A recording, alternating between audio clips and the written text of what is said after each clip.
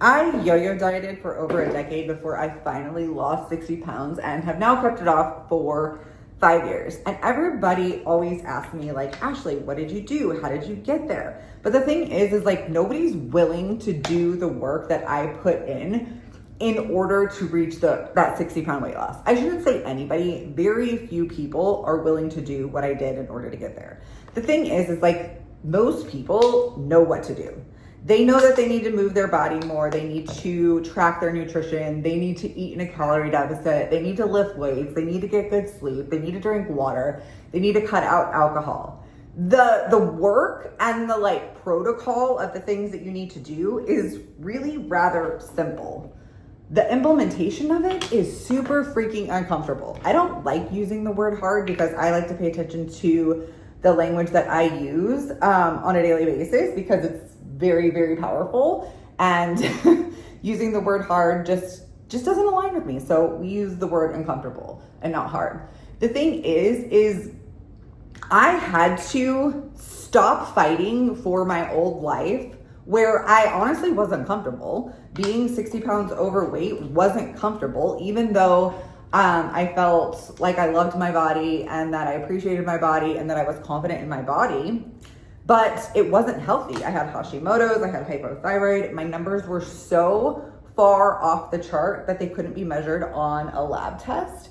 And so one day I remember thinking like, okay, I really need to do something about this, but I cannot go back to yo-yo dieting. I had literally taken like 2 years off of trying to attempt weight loss, trying to do anything, and really was focused on healing my relationship with food, healing my relationship with my body, healing my relationship with myself. Because honestly, the yo-yo dieting left me at a place where I didn't love my body. I hated food. I was afraid of food. I didn't trust myself. And so while I gained those 60 pounds, I worked on that. I don't suggest taking the route that I took, but it's just my journey and what I needed to do. And so when I finally decided that I was going to buy a scale after 2 years and get on it and weigh myself, I knew that this journey had to be different. I knew that this journey had to be so much more than a weight loss journey. It literally had to be an identity shift. And I had to stop fighting for my old life where, like I said, I was uncomfortable anyway. So why was I going to keep being uncomfortable all the time? If I wanted a new life, I had to do new things. I had to completely have an identity shift. And so one of the things that I decided to do is I decided to become her. I started thinking about who I wanted to be, what I wanted my life to look like, how did I want to feel? And the things that I was doing before all of that did not align with any of that. And I was so afraid of letting that life go because I was so afraid that I was going to miss out. Was I going to miss out on drinking with friends? Was I going to miss out on staying up late and doing all of these things? But the truth is I had no idea what the other life would look like. So I got really excited about it. And I decided to, instead of trying to lose weight as quickly as possible, I simply decided that I was going to just commit to an entire year. Commit to an entire year of showing up, of being better every single day, of picking myself up when I fell down, when I fell flat on my face. And no matter what, we were just going to keep going. And then once we got to a year, then we would reevaluate. And so throughout that year, I really started, like, the first process of this was really starting to decide, like, who is she and how do I become her? And the way that I started to become her was I started acting as if I was her. And about 3 months into this journey, I was like, you know what? Alcohol is not serving me anymore. So I'm going to challenge myself to 365 days of no alcohol. And that was really probably the first major shift in my identity. But really, it was the things that I was doing on a daily basis that compounded over time. I started to really pay attention to my food. I started to educate myself on what sustainable weight loss looks like and how I could achieve it. Because the thing is I was seeing all of these people online achieve sustainable weight loss, even though there were like dietitians and people out there telling me that it wasn't possible. Like, how is it not possible if people are doing it? Like, it has to be possible, right? And so I started to track my macros. I started to walk daily. I started to lift heavier. I was doing these at-home workouts where I know I wasn't pushing myself. And so I decided to push myself. And it wasn't perfect. There were months and months where I didn't see any results. There were months where I saw a lot of results. But no matter what, I had committed to that 365 days. And I was going to show up no matter what. And I was creating what we call a pattern interrupt. So this is where we are breaking the patterns that we have set for ourselves in our life to create a new identity. And it really, like I said, it really wasn't about the protocol or what I was doing. Like, yes, that does matter. And having a sustainable approach is going to allow you to be more consistent. And the way that you get results is you show up more consistently. But more than that, it was becoming the person who had lost the 60 pounds and who had kept it off.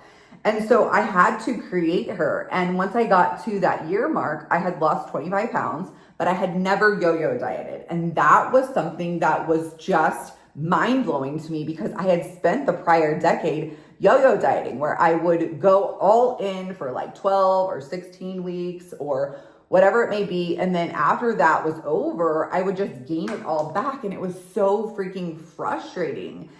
It was creating this, like I said, this really nasty relationship with myself, with my body, with thinking that I wasn't good enough, with just thinking that things were impossible.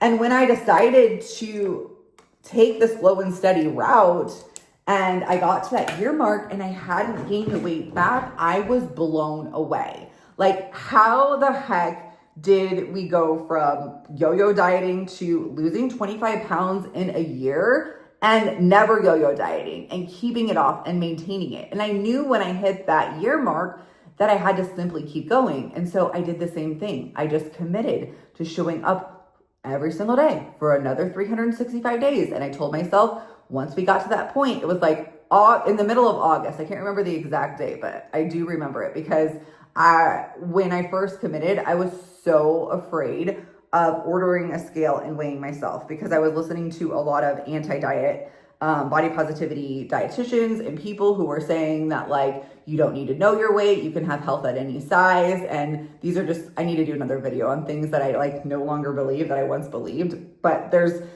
there are bad things both in the diet culture space and in the anti-diet space is what I will say. And we'll leave it at that. We can do more videos on that. If you guys have questions about it, drop them in the comments below because I am willing to share my story. Because I do think that the magic happens in like the gray area where we are not on the extreme of one side or the other. We're kind of like in this magical little gray area where we can change our body if we want to. We can change our weight set point. We can improve our health, and it doesn't have to be disordered if you want to lose weight. Anyways, I digress.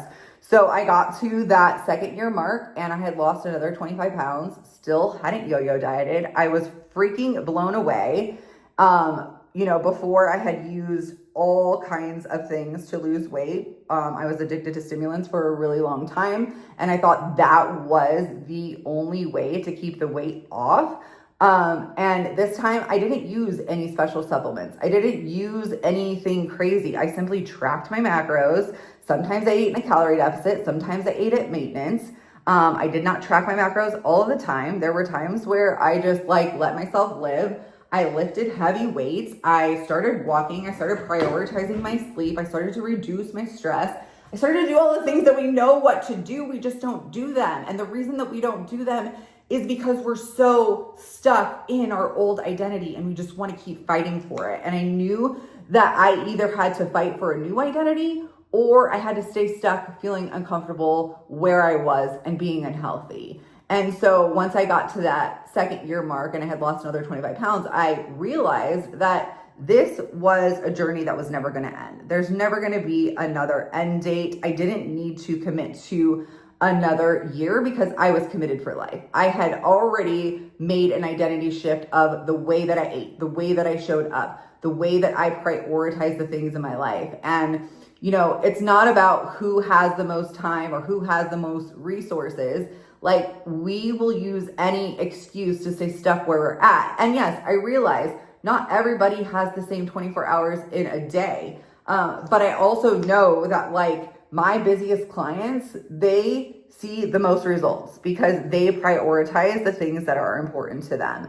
And so if you keep using time as an excuse, you're going to keep using time as an excuse. And I knew, like I said, that hanging on to that old identity was just keeping me stuck in that old identity. Do you want to keep hanging on to that old identity? Or do you want to create a new identity and create a new life? And I think that we get so attached to the way that we think that our life should be. And that could be a whole nother video for a whole nother time, because I have a lot of even still work to this day to do on my past self and what I used to think I wanted for my life, even though I fully enjoy my life now. It's just, we get really brainwashed and we get really like attached to these things, and we have to detach ourselves and kind of allow ourselves to grow and evolve and experience new things. I am super grateful for all of the seasons of my life. Like, I feel like I have got to experience so many different things. Like, people say they have like different chapters in their life, and I feel like I have different books for times in my life. And I get excited about the future, about what I don't know what's coming and what, you know, what's going to be next for me. But I do know that health is the foundation to all of that. And it is important for me to have my body look a certain way. And before, I'd be afraid to say that. But when I decided to become her, I decided to write out the things that were important to her. I decided to, you know, what habits does she have? How does she feel? What is she doing on a daily basis? What does her life look like? All of these things. And then I started to act as if I was already her. And that journey, again, is just like your health journey, is always going to be growing. It's always going to be evolving. You're never just going to arrive. And so this is something that I do like on a regular basis. I don't want to say like I do it every quarter or every year. It's just kind of like when things are feeling off and I'm feeling a little uncomfortable, I know that there's probably an identity shift happening, and I have to decide where I want to go and what I want to look like, what I want that to look like. And I have to realize that if I want to grow and I want to evolve and I want to become that new version of myself that I want to become, I have to get uncomfortable. I have to do new things. I have to be willing to look at things differently. Anytime I've ever felt stuck in my life, I am fighting for the old version of myself. I am fighting for the version of myself that feels super uncomfortable, who feels stuck, who feels all of these things. And in order to move forward, I have to be willing to look at things differently. When it came to weight loss, I was so against tracking macros. And that also could be another video for another time. If you guys want me to do these videos, let me know which ones you want me to expand on. But I was the biggest hater of macro tracking. And when I finally was willing to look at things differently, I realized that it actually was the missing link. Usually the thing that you're resisting is the missing link. I will say a couple things that really led me in that direction, that I was willing to look at things differently, was looking at alcohol differently, because I always thought that alcohol would be a part of my life.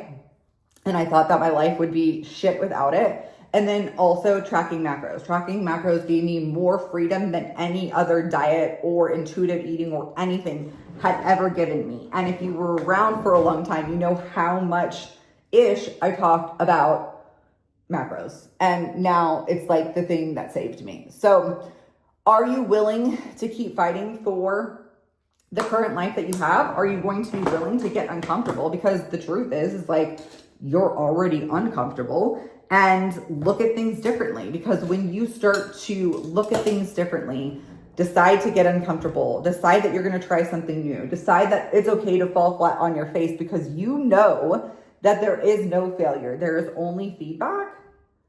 The game is going to change. Your life is going to change. When you stop fighting for your excuses and fighting for your current reality, you will be absolutely mind blown at what you can create. So